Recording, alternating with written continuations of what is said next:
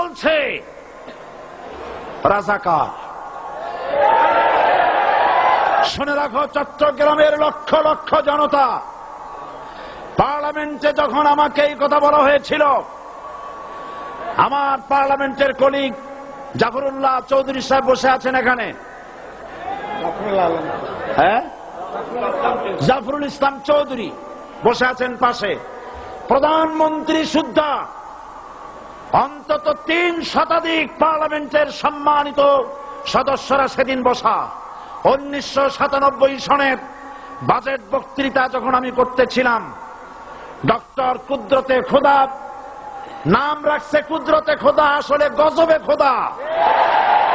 এ লোকটি নাস্তিক, ইসলামের চূড়ান্ত দুশমন। তার প্রণীত শিক্ষা ব্যবস্থার যখন সমালোচনা করছিলাম, ট্রেজারি বেঞ্চ থেকে আমাকে বলা হলো রাজাকার। আমি আমার সমস্ত শক্তি একত্রিত করে বলেছিলাম, শুধুমাত্র হিন্দুস্তানের রাজাকারেরাই আমাকে রাজাকার বলতে পারে।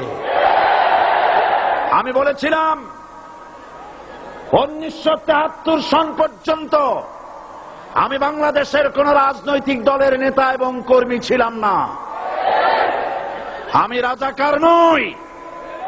আমাকে রাজাকার বলে যদি তাকেও প্রমাণ করতে না পারে, 10 কোটি টাকার মানহানি মামলা দায়ের করব। আমার এই বক্তব্য সারা দুনিয়া শুনেছে। পার্লামেন্টে আমার এই বক্তব্য রেকর্ড হয়ে আছে। সেদিন 3 শতাধিক পার্লামেন্ট মেম্বারের কেউ আমার চ্যালেঞ্জ গ্রহণ করেন নাই। যে কোনো ব্যক্তি পার্লামেন্টে গিয়ে আমার বক্তৃতা দেখে আসতে পারেন।